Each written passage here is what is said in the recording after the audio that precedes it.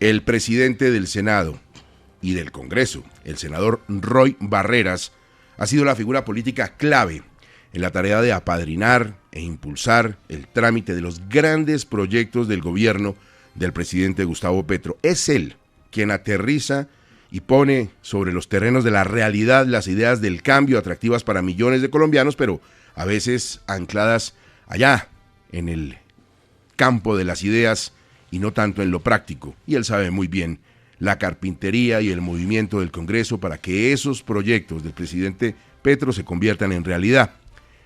Ese músculo político que tiene determina que no sea de manera alguna una especie de gran colaborador, de alto nivel. El nivel es propio, con movimiento político propio, con aspiraciones genuinas propias y con visita ayer al señor presidente de la República. Primero el presidente, después Caracol Radio. Presidente, ¿cómo le va? ¿Cómo está, doctor Roy Barreras? Pues muy buenos días, Gustavo, a todo el equipo de Caracol, Juan Espinosa, a Diana y a las familias colombianas que hoy se despertaron tempranito. Uy, ¿cómo le fue de temblor? Con el temblor, rico, yo pensé que era que la quimioterapia me tenía cargado de energía, pero nos despertó a todos, gracias a Dios, sin efectos sobre las personas, gracias a las familias caracoleras que nos dejan entrar a esta hora a sus casas. Oiga, es la primera vez que tenemos en cabina a alguien con el tratamiento a cuestas. ¿Qué lleva ahí? Cuéntenos. Para contarle a los oyentes, esta es una bomba de infusión en la que hay 3 venenos de esos que me inyecto, que se llaman quimioterapia para matar el cáncer. Y entonces esto lo tengo 3 días seguidos, que está pasando la bomba. Y el oncólogo me dijo, los días en que tenga la quimioterapia puesta se tiene que encerrar. Y aquí estoy encerrado en la cabina de Caracol, o sea que saludos a mi oncólogo. Muchas gracias al doctor Segovia por sus recomendaciones. Bueno, se reunió con Petro ayer. Usted tiene muchas preocupaciones de lo que está pasando en el país. En muchos sentidos, uno de ellos, el del escenario legislativo, por supuesto. ¿Cómo le fue con el presidente? Voy a contarle de esa amable reunión, pero antes permítame sumarme al saludo a su señora madre por una razón. Es una bendición que llegue a los 80 años. Mi madre, a quien todo debo, me acompañó hasta los 86 años. Qué bueno. Y siento que aunque se me fue físicamente, todavía me acompaña. Yo a ella le hago homenaje todos los días. Soy orgullosamente hijo de esa madre soltera, campesina. Me sacó adelante con una máquina de coser y cada día le doy gracias a Dios por esa bendición. 80 años es un regalo de la vida. Muchas gracias. Le cuento, ayer nosotros tenemos reuniones periódicas entre el presidente del Congreso y el presidente de la República. Eso es rutinario para evaluar la agenda legislativa, para evaluar las coyunturas. La de ayer fue una reunión especialmente larga y afectuosa, pues por todo lo que había pasado la semana anterior y porque el mes y medio de las extras que solicité yo desde el año pasado realmente se desperdició, porque no se radica aún el texto de las reformas laboral y pensional, las reformas sociales que la mayoría de las familias colombianas esperan, la mitad del país como un mandato popular y la otra mitad con ciertos temores, van a salir bien, van a ser reformas buenas. Todos los oyentes de Caracol saben que siempre se puede mejorar el sistema de salud sin destruir lo que se ha construido en 30 años, aprovechando la experiencia en sistemas de calidad, de información, de registro, de auditoría. Eso no se va a perder, pero sí se va a garantizar que haya un sistema de atención primaria, que es la línea roja del presidente, un pago directo para que no haya intermediación de las EPS, que como son hoy van a desaparecer para darle paso a otro tipo de figuras que permitan la auditoría, Gustavo, de 1.000 millones de facturas. Pues si no cuida usted la salud, que es médico, imagínese. Tiene esa responsabilidad en el Congreso, senador. Claro, pero además, para resumirlo en una frase y no meternos en esa hondura técnica y contarles las generalidades de la reunión, se trata, imagínense, cada vez que un oyente de Caracol, un paciente, una familia va al médico y el médico lo recibe, le ordena una radiografía de pulmón, de tórax y un hemograma, un examen de sangre. Ahí hay 3 órdenes ya. La acumulación de esas órdenes suma cerca de 1.000 millones de órdenes, 1.000 millones al año. Increíble. Eso hay que auditarlo con sistemas muy técnicos que existen hoy, los tienen las EPS. El Estado no tiene montado ese sistema de información, por tanto se necesita una transición que permita que siga funcionando la auditoría. Igual ocurre en el sistema de calidad de la historia clínica en línea. La gente es acompañada hoy por lo que se llama el aseguramiento individual. Usted se mueve de una clínica a la otra, de una ciudad a la otra, y a usted lo acompaña como una sombrilla ese aseguramiento individual. Con todos los defectos, usted va a una clínica y dice, yo soy de tal EPS, y la historia clínica aparece en línea. Eso hay que montarlo, y hay que montar 2.000 puestos de salud, núcleos de atención primaria o CAPS, para que la gente pueda prevenir la enfermedad. Y aprovecho para compartirle a 7 millones de colombianos, muchos oyen Caracol. La mitad de ellos son hipertensos, somos hipertensos. La otra mitad son diabéticos, hay 700.000 con insuficiencia renal. ¿Quiénes son esas personas? Personas que tienen su enfermedad controlada, pero hay que controlársela. Claro. Semanalmente. Entonces es mucho más eficaz lo que quiere el presidente Petro, y es que haya promotoras de salud, educadoras en salud en los barrios, en la zona rural, tomándole la presión a Gustavo en la casa, tomándole el Destroxi, se llama el azúcar, para que no se complique, porque cuando se complica le da un infarto, un derrame cerebral, termina en la unidad de cuidado intensivo con el catástrofe. Y todo es más triste y más caro. Y más caro. Entonces la prevención va a ser el eje de la reforma. Lo mismo en el tema de la reforma pensional, es que hay 3 millones de colombianos en edad de jubilación desprotegidos. Y claro, ¿quién va a oponerse a que haya un mínimo vital pensional? Hay que hacerlo de manera que no se destruya el mercado de capitales, de que se garanticen los test, pero hay que hacer esa reforma. Y la reforma laboral, que yo espero y le anticipo, no sea una reforma sindical, sino una reforma laboral. ¿Eso qué quiere decir? Pues que apenas el 2% de los trabajadores de Colombia están en algún tipo de sindicato organizado. Pero la mayoría, 7 millones de personas hoy están en el rebusque, en el desempleo. La reforma tiene que ser para darle empleo al que no lo tiene. El empleo más digno es tener uno. Entonces el énfasis tiene que ser en la formalización, en la generación de nuevos empleos y no en la destrucción de empleos. Vamos a hacer las reformas sociales, de eso hablamos con el presidente Petro ayer largo. Hablamos también de los temas de sometimiento a la justicia o desmantelamiento de esas organizaciones. Yo aprovecho siempre los amables micrófonos para enviarle un mensaje directo a esas organizaciones de narcotráfico. Todos en su momento se consideran muy poderosos, como Mancuso en la carta, que ahora voy a referirme a ella, una carta con muchos niveles, digamos, de arrogancia y de equívoco, pero finalmente todos terminan, yo les digo mal, terminan muertos en un tejado, traicionados por sus cómplices, sus familias perseguidas. Extraditados. Extraditados. Y la ley de sometimiento, de desmantelamiento, va a ser una ley con beneficios, acójanse a ella. Van a tener la oportunidad de resocializarse, de dejar de ser perseguidos, de dejar de ser traicionados, de tener una vida tranquila y darle a Colombia una vida tranquila.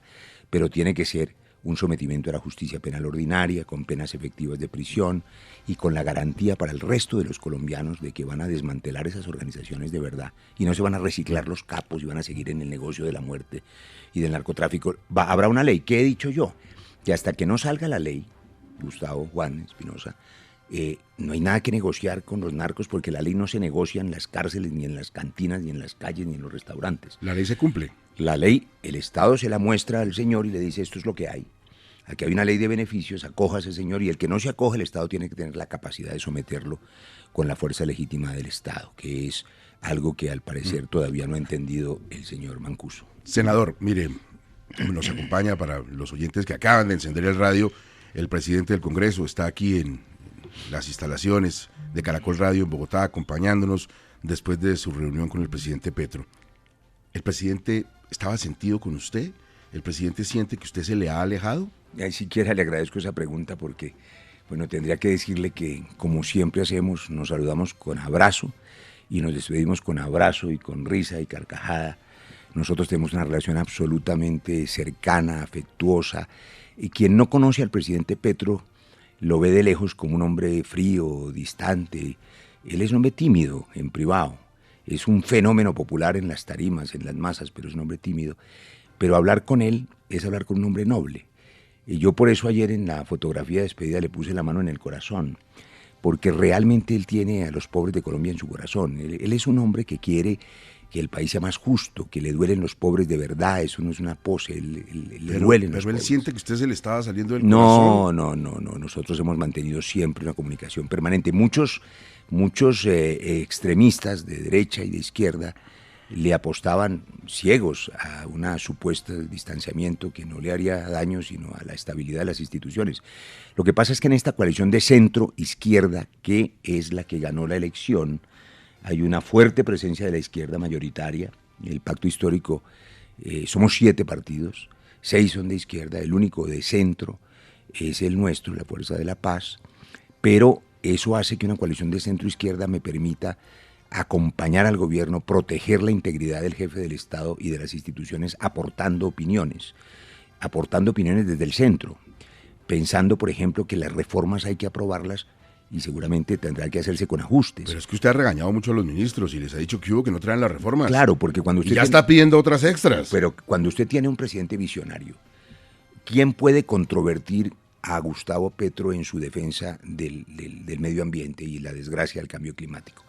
Pero eso tiene que aterrizarse en una política de transición energética que no se hace en 15 días, sino en 15 años. Y entonces yo he dicho, hay que sacar el petróleo, que es la principal fuente de divisas nuestra, venderlo a los mejores precios ahora para poder pagar la energía limpia, porque si no nos quedamos sin el petróleo y sin la energía limpia. Ahí hay una posición. Y yo digo, los ministros tienen que aterrizar las ideas del presidente y ayudarle a materializarlas. Pero hay unos ministros que a usted no le pasan por la garganta. No, hay unos que me pasan y otros... Por ejemplo, hay una ministra muy simpática que dialoga, que conversa, que tiene una responsabilidad enorme en su espalda, que es la ministra de Trabajo. Ella es una ministra dialogante.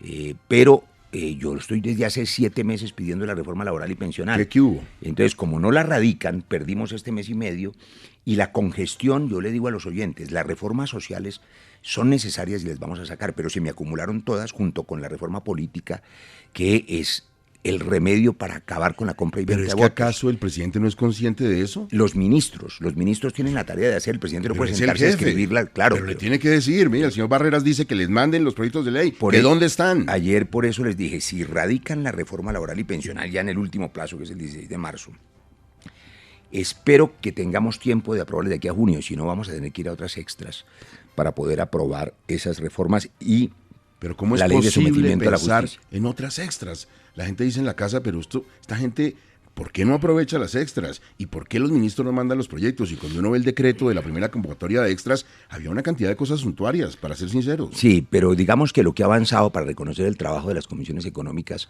es la discusión del Plan Nacional de Desarrollo. Han trabajado intensamente en eso.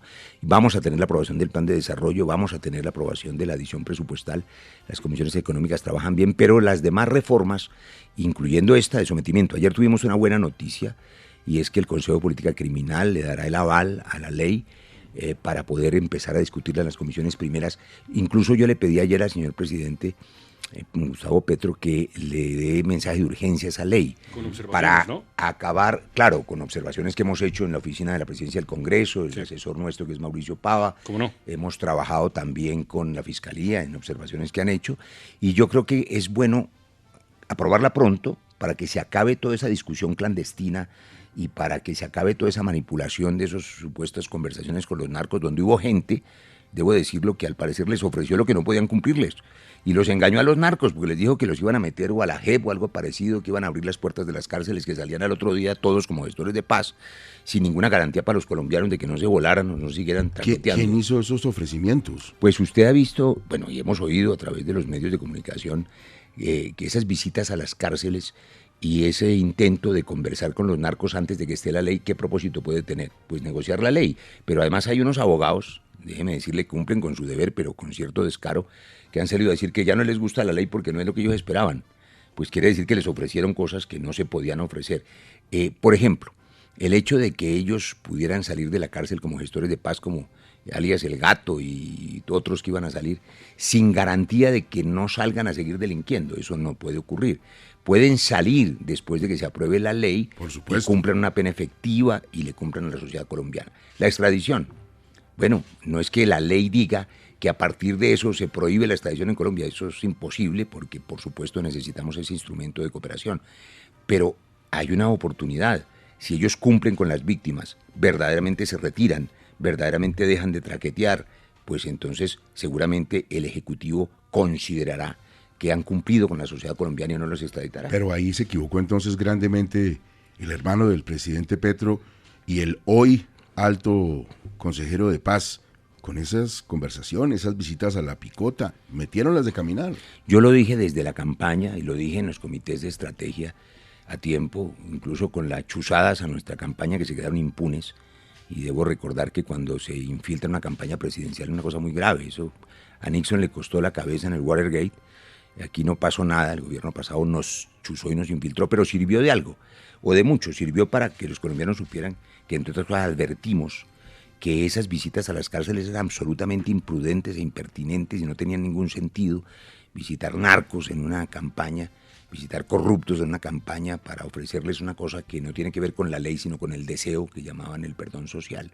Y eso hay que aterrizarlo como todo, aterrizarlo en leyes que permitan la paz total, pero reitero, que le den la garantía a los colombianos de que la maldición del narcotráfico no va a empeorar y no que ocurra que salgan impunemente de las cárceles a seguir traqueteando y a generando violencia. Ayer, para ir a la carta del señor Mancuso, la carta del señor Mancuso supone que el Estado ya declinó, que se rindió ante las mafias y que no hay control del territorio y que el control del territorio lo tienen ellos. Se perdió. Y entonces que como tienen control del territorio hay que darles estatus político. No, señor. El Estado, en ninguna democracia, y menos el Estado colombiano, se ha rendido ante la mafia.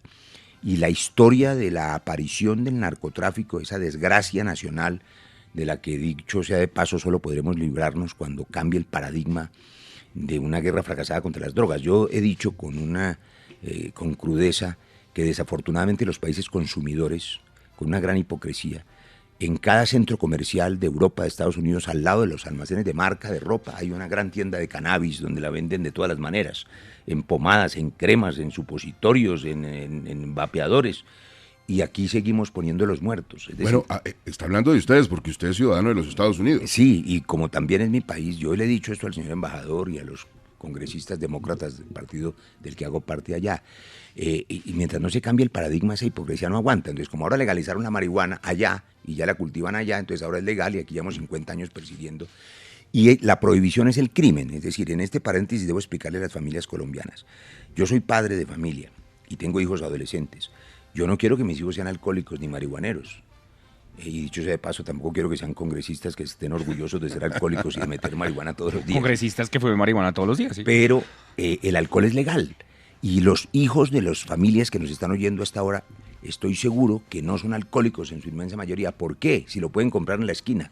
Porque tienen padres, educación, un Estado que protege la prevención. Eso es lo que hay que hacer con las demás drogas. El alcohol es una droga que hace daño, la marihuana es una droga que hace daño, pero controlar el consumo, educar a los jóvenes es la manera de prevenir la adicción. En cambio, la prohibición genera las mafias, la prohibición es el crimen, y las mafias destruyen la sociedad porque matan para enriquecerse. Por eso hay que tener mano dura con las mafias, pero en el futuro, para que Colombia se libre de esa maldición, se necesita una despenalización global de las drogas que no la puede hacer solamente Colombia. Por supuesto. A ver, Diana, la escucha el señor presidente del Congreso, Roy Barreras.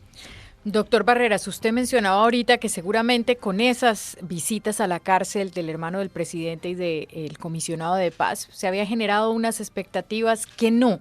Yo le quiero preguntar específicamente si usted tiene información de que el hermano del señor presidente o el comisionado de paz ofrecieron de pronto una serie de beneficios a estas personas que pertenecen a grupos narcotraficantes que hoy no se les van a poder cumplir con la ley de sometimiento. Diana, no, buenos días. No, pues eso solo lo saben los que estuvieron en esas visitas, algunas clandestinas, otras públicas, pero los abogados que supuestamente participaron en eso del lado de las mafias, pues usted los ha oído, hay uno que no sé cómo se llama, pero ha dado entrevistas en los grandes medios diciendo que no le gusta la ley porque eso no fue lo que les ofrecieron, de manera que algo les ofrecieron. Además, ¿Quién les habrá ofrecido? Yo creo que esos abogados intermediarios, es que cuando se comete el error de dialogar con narcos como si fuera un proceso de paz, pues entonces ellos consideran que tienen derecho a que se negocie la ley con ellos. Lo veo muy cerca del Centro Democrático en esos No, no estoy cerca del Centro Democrático en nada. El Centro Democrático que gobernó a Colombia 4 años se tomó fotos con el Ñeñe y con Matamba y deslegitimó el Estado de Derecho. Ahí Derecho. están las fotos del hijo del presidente también con una serie de personajes, ¿no? Pero no con el Ñeñe ni con Matamba que yo sepa. Entonces hay que establecer una diferencia y no en eso equivocarse. Una de las razones por las que se ha perdido el control del territorio es que durante los 4 años pasados, le doy un dato, nosotros entregamos el ELN con 1.500 hombres, en cifras oficiales 1.700 del Clan del Golfo, y al final del gobierno de mi excompañero de Senado, el expresidente Iván Duque, había 5.000 hombres del ELN y 7.000 del Clan del Golfo, es decir, triplicaron, ellos negaron la puerta del diálogo, pero también fracasaron en el uso de la fuerza, de manera que el territorio quedó copado por organizaciones criminales, fue lo que nosotros heredamos.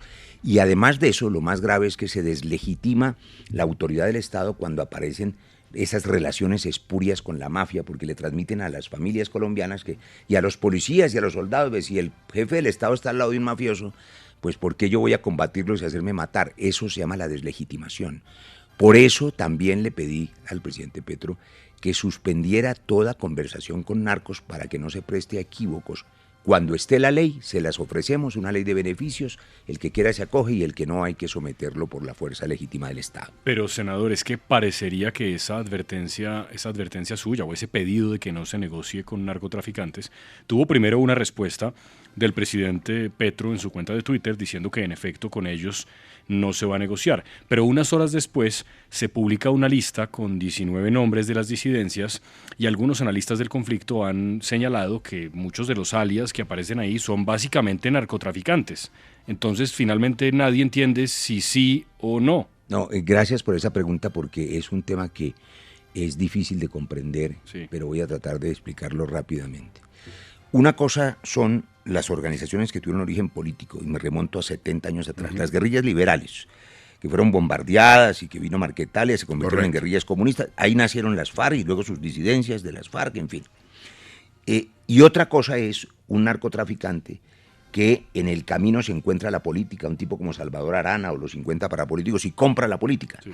La gran diferencia, y que sirva eso también de respuesta al señor Mancuso, es que nunca los narcos tuvieron como propósito tomarse el gobierno, ni combatir el Estado, lo que querían enriquecerse a sangre y fuego. Esa es la diferencia, el origen político de las disidencias, que todas las violencias se han financiado con la maldición del narcotráfico, todas en Colombia. Pero una cosa es arrancar con un propósito político y financiarse con el narcotráfico, lo que es deleznable, lo que es una desgracia, lo que desvirtuó y destruyó también en gran medida el propósito político de las guerrillas.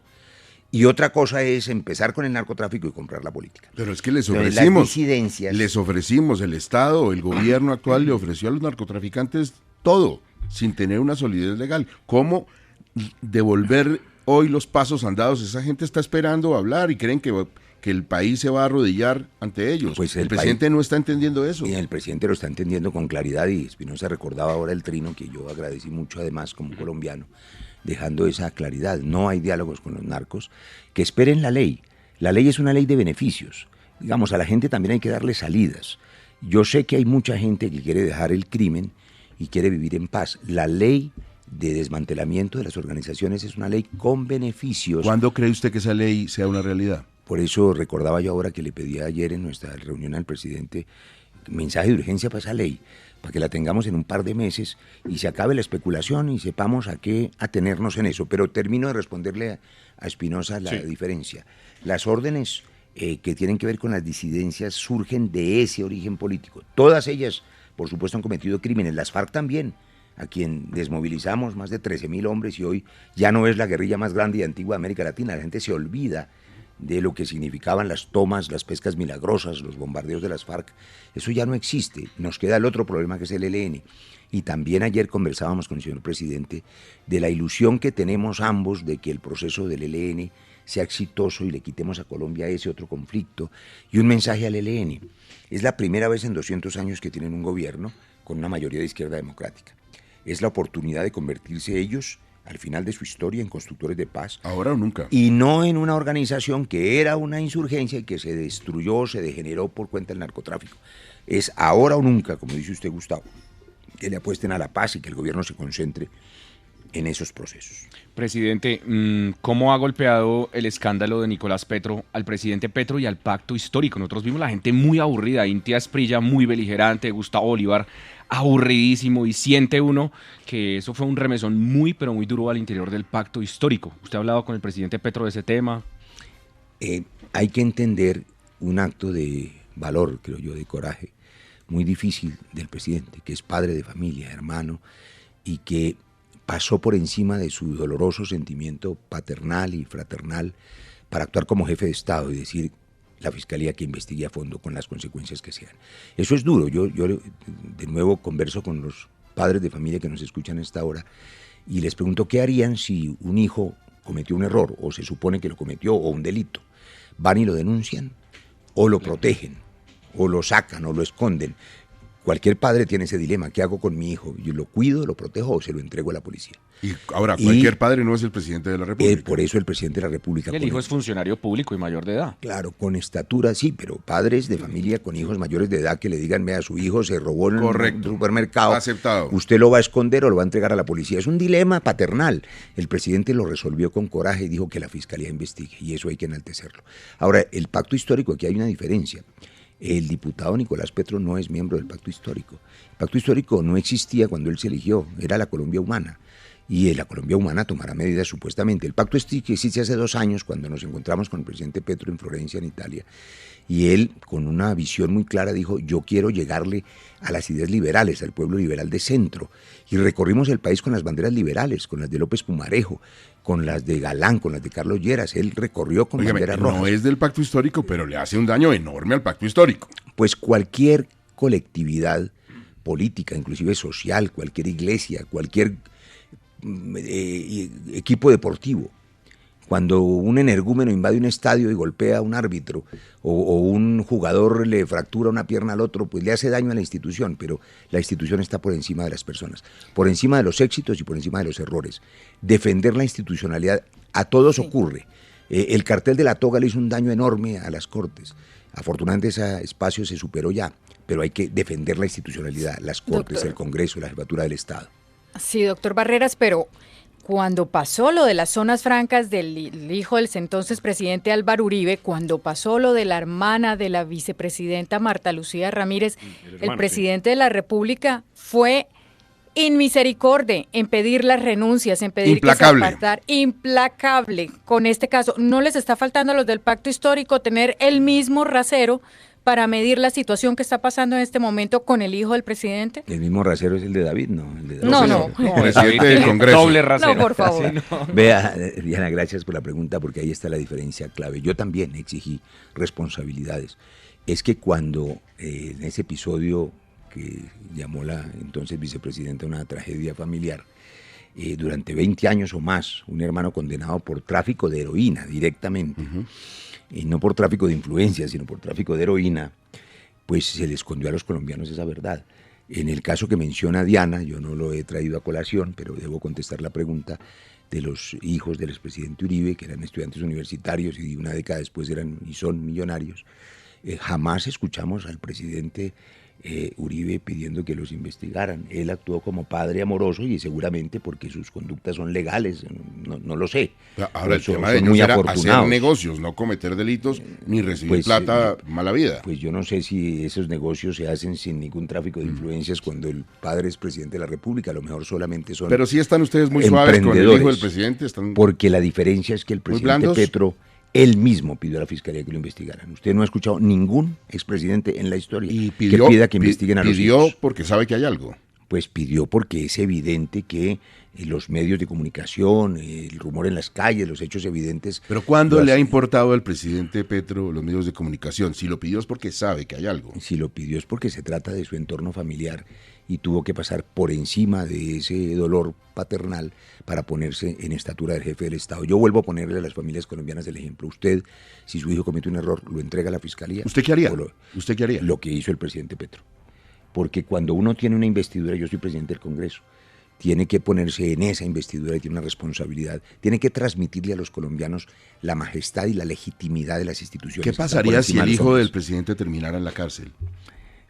Yo creo que el presidente con suficiente coraje seguiría gobernando a pesar de su dolor, pero no nos anticipemos a asuntos que son materia de investigación, porque para empezar hay que, si se le cree la versión, que yo creo que es asunto de las autoridades, a la denunciante, que es la señora Dice, creo que se llama. Dice, sí, cómo no. Pues hay que creerle todo, y lo que ella primero dijo es que el presidente Gustavo Petro no tenía nada que ver en ese asunto y que los supuestos dineros jamás llegaron a la campaña. El presidente Petro es inocente y no puede, por supuesto, responder por lo que haga un ciclo muy grande de parientes o de amigos irresponsables. Estamos con el presidente del Congreso de la República, Roy Barreras. En un momento, una pregunta que definirá muchas cosas en la vida de Barreras y de 50 millones de personas. Ya volvemos. 6 de la mañana, 35 minutos, nos visita en las instalaciones de Caracol Radio aquí en Bogotá, Roy Barreras, presidente del Congreso de la República, que ayer estuvo a puerta cerrada conversando con el señor presidente de la República sobre el futuro de este país. Senador, le dije antes de irnos a las cuñas que tenía una pregunta fundamental para su futuro y para el de 50 millones de personas. ¿Se retira usted del Congreso a mitad de año o no? Pues es una decisión médica, un gran dilema entre la petición de la familia de que disfrute con ellos. Depende sinceramente del resultado de esta quimioterapia en abril. En abril me hacen una cosa que se llama tomografía de positrones. Ajá. Ahí sabremos, si Dios quiere, si desapareció el cáncer o no. Y si no es así, que yo espero que sí, pues me tengo que someter a una cirugía, a una recuperación, a estar con la familia y me tendría que retirar.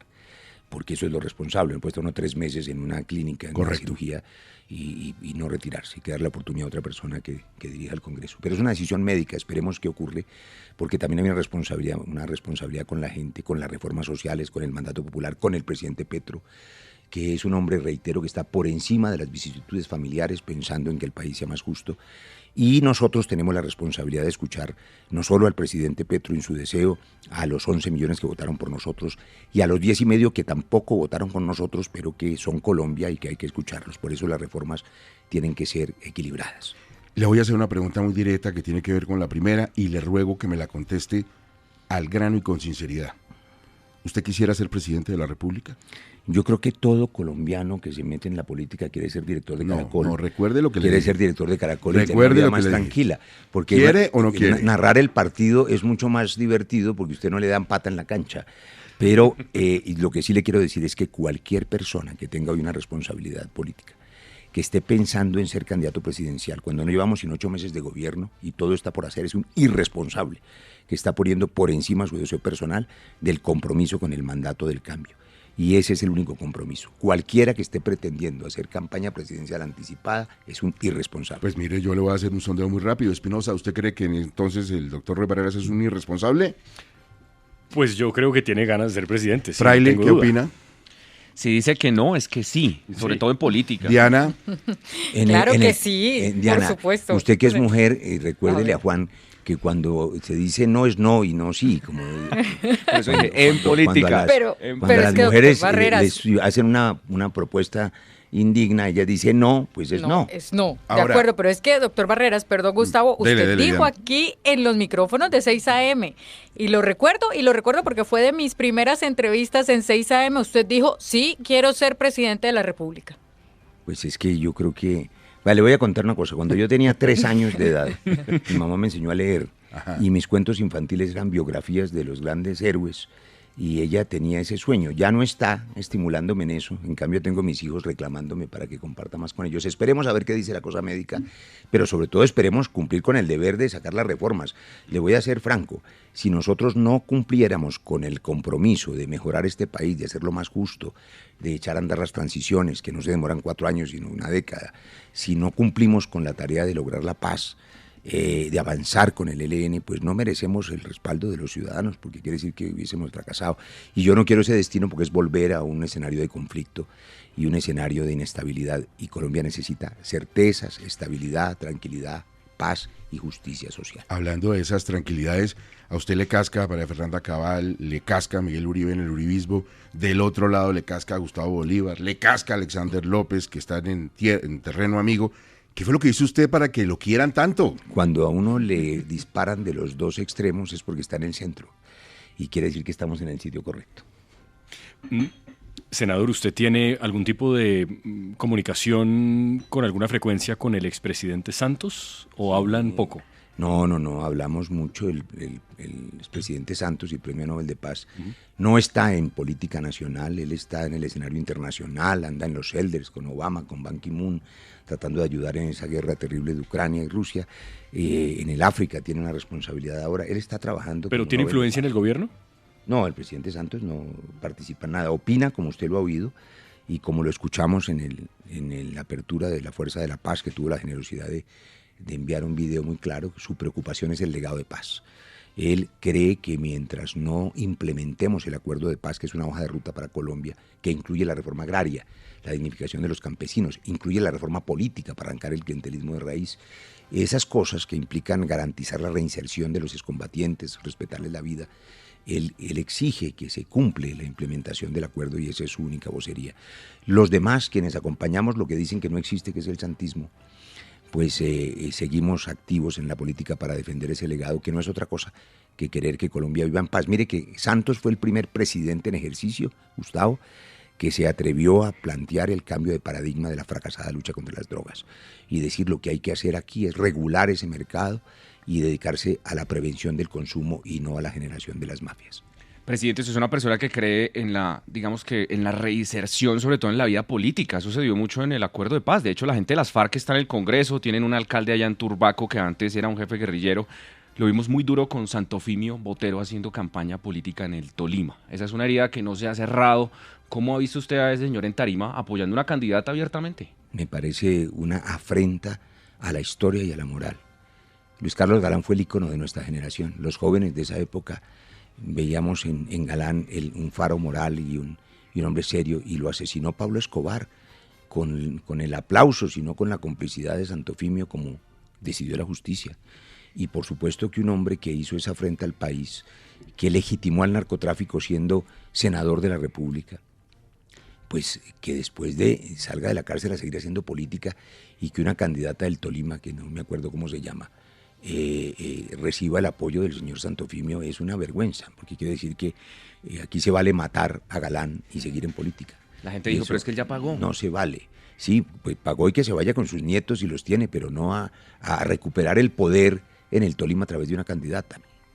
Yo creo que eso es una afrenta y por supuesto acompaño a Juan Manuel Galán en esa queja. Oiga, ¿quiénes son todos esos españoles que le dan vueltas al presidente Petro y que reciben ciudadanía colombiana, express? ¿Por qué tanto español? No tengo idea. Conocimos a uno de ellos que en la campaña jugó un papel importante en el control electoral, que es Javier Vendrell, si mal no estoy el apellido. A los demás no los conocimos en campaña. Creo que es un equipo de estrategas, no tengo la menor idea, pero aprovecho para decir, cualquier actuación del círculo cercano de la campaña o del gobierno, o de la familia inclusive, le es ajena al presidente Petro, que está dedicado a pensar en el bienestar de Colombia. Y es muy difícil responder por la actuación de todos los que están alrededor, y seguramente haya transparencia en eso, pero las actividades personales de los parientes, de los hijos, de la señora, de los hermanos, pues es muy difícil estarlas controlando cuando alguien está dedicado a gobernar. Y el presidente hay que protegerlo y deslindarlo de todo ese tipo de actuaciones, algunas impertinentes. Hay mucho ruido alrededor del Palacio de Nariño, que no lo genera el presidente, sino la gente que está cercana. Ojalá le bajen al ruido, porque muchas de esas cosas ni siquiera es que sean delictivas, pero son escandalosas. Ayer revelamos aquí en 6 AM la última encuesta de Polimétrica de cifras y conceptos. El presidente, hay que reconocerlo, tiene una imagen alta, favorable, así como la señora vicepresidenta, pero viene en caída su popularidad y aumenta su desaprobación. ¿Qué cree que le está pasando? ¿Solo 7 meses y ya una caída de alguien que fue tan popular para llegar a la presidencia? 52% de favorabilidad quiere decir que el presidente todavía tiene el afecto de la mayoría de los colombianos.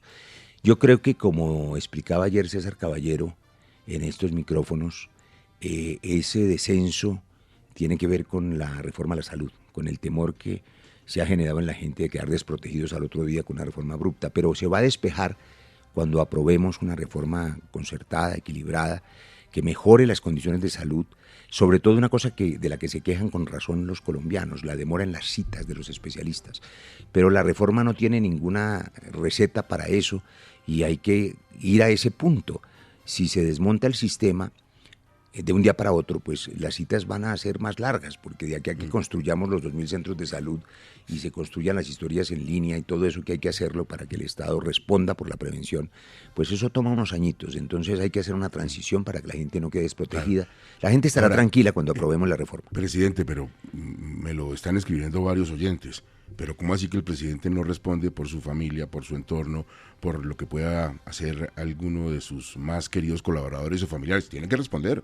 Pues es que yo creo que la responsabilidad penal es individual y es muy difícil en cualquier responsabilidad. Es decir, alta responsabilidad, un general de la República que está en medio del combate, o un presidente, un ministro, es muy difícil saber qué están haciendo los amigos y los amigotes, o los compañeros, o los allegados, y si cometen errores, lo que hay que hacer es lo que hizo con valor el presidente Petro, que investigue la Fiscalía. Presidente, ¿por qué está tan callado el expresidente Uribe? ¿por qué pide respeto por Gustavo Petro? ¿Por qué si fue tan visceral con Juan Manuel Santos, con Gustavo Petro está desaparecido? ¿Será que ustedes lo tienen asustado? Yo me alegro de que sea, digamos, prudente en esta etapa y no como el expresidente Pastrana, que sale de manera irresponsable a pedir juicios políticos que solo generarían mayor inestabilidad. El presidente Pastrana no ha superado su pugna con el expresidente Samper y cree que estamos todavía hace 20 años atrás. Y eso no generó sino inestabilidad.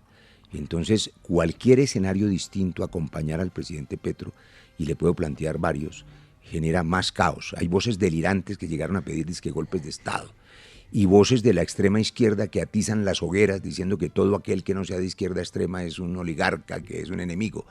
Todas voces extremas generan inestabilidad. Colombia necesita estabilidad, certezas, avanzar, no ir de escándalo en escándalo, sino de reforma en reforma. Y eso es lo que nosotros nos proponemos hacer. Hablando de diferencias, usted tiene una muy profunda con la ministra Corcho. Aquí en estos micrófonos, hace unos días, el hoy exministro Gaviria nos dijo que no le parecía una buena ministra. ¿A usted le parece una buena ministra? Yo he dicho públicamente que para ser ministro o ministra hay que ser dialogante. Los ministros, cuando tienen que hacer reformas, tienen que conversar con todos los actores de su sector. No pueden de manera radical imponer sus tesis y negarse al diálogo y decir que el que no sea leal con ellos, que le da cita dentro de un año y ese tipo de cosas. Yo creo que la realidad le debe haber un poco tocado el corazón, digámoslo, a la ministra Corcho, y yo he ofrecido, como es mi deber, la mano tendida al diálogo y espero inclusive desayunar con ella la próxima semana. Yo tengo diálogo con el ministro, de aquí salgo a un desayuno con la ministra Irene de Minas para revisar con ella los temas de la estabilidad energética, de cómo va el pacto de justicia tarifaria, de mirar el tema de la minería, que no se puede satanizar, porque resulta que el problema son los gases de efecto invernadero, pero no es la minería. Usted no puede hacer paneles solares sin elementos minerales, no puede hacer teléfonos móviles sin minería. Y hay minería del oro que hay que legalizarla y permitir un trabajo digno sin contaminar el agua con mercurio. Todo eso vamos a hablar con la ministra de Minas. Espere que con lo de salud, Diana le quiere hacer una pregunta, a ver. Doctor Barreras, ahorita que comience el trámite de la reforma a la salud y comience usted a hacer las críticas como lo ha anunciado, ¿a usted no le da miedo que el presidente lo saque de sus afectos y termine usted como el exministro Gaviria? Bueno, primero yo no soy ministro del gabinete, de manera que no tengo... No, de los afectos, de los afectos. Pero además yo creo que esa palabra miedo, yo trato de comprenderla porque realmente... aprovecho ese paréntesis, Diana, mire, ¿a qué es lo que más le teme la gente? A la muerte. Cuando usted es una persona con fe, eso me acompaña, sabe que el ser humano es trascendente, que habitamos este cuerpo y luego tenemos otra vida superior, pues usted no le puede tener miedo a la muerte. Y si no es creyente, pues yo le digo que la muerte es un problema de los demás, de los que se quedan, la vida es un problema tuyo, así que vívelo. Y si no le teme a la muerte, de ahí para abajo, ¿a qué le teme? A nada. Entonces yo no le temo a eso, ni a las reacciones de un presidente, menos cuando tengo una relación cordial y afectuosa con él. Él sí sabe y entiende que cada cosa que yo hago tiene el propósito de garantizar que le vaya bien, porque es mi compromiso con Petro, mi compromiso con quienes nos eligieron, mi compromiso con la justicia social de Colombia. Pero las reformas hay que hacerlas en transición, hay que hacerlas de manera concertada, no se pueden imponer ni pueden ser radicales. Porque esta coalición, quiero repetirlo, es una coalición de centro-izquierda, que tiene un componente de izquierda, pero también tiene un componente de centro, que son las ideas liberales, socialdemócratas que yo represento. Senador, finalmente, ya que usted plantea el tema de que no le teme a la muerte, no le teme a la muerte, ¿pero la ha sentido cerca estos días? La he sentido cerca hace mucho rato, porque en este país violento, por supuesto, hay amenazas. Yo tuve que sacar a toda mi familia del país. Y lo hago conscientemente para poder trabajar más tranquilo, porque uno no puede transmitirle sus riesgos personales a los hijos y menos a los hijos menores de edad. De manera que sí, este es un país desafortunadamente violento. Y pues con el diagnóstico del cáncer, los primeros 2 días, yo estoy escribiendo un texto que espero tener para la Feria del Libro que se llama Bailando con la Muerte. Porque cuando a usted le notifican una especie de condena, usted entra a un chequeo rutinario, que fue lo que me pasó a mí, y le dicen, oiga, Gustavo, usted tiene cáncer. Pues esa es una condena a muerte sin apelación y sin juicio. ¿Cuál es la apelación? El tratamiento. Yo estoy apelando a la condena y hasta ahora voy bien. Vamos a ver si el juez máximo, que es el creador, me deja la bendición de seguir compartiendo con mi familia y con los colombianos. Presidente del Congreso, muchas gracias por acompañarnos hoy en 6 AM. Muy amable por venir hasta Caracol Radio a explicarles a los colombianos algunas cosas, sobre todo de la reunión de ayer con el presidente que define muchas cosas. Buen día para usted, buena semana. Buen día para todas las familias, que no tiemble más. Gracias por estos amables micrófonos y por informar todas las mañanas a la familia caracolera lo que pasa en Colombia. Dios los bendiga.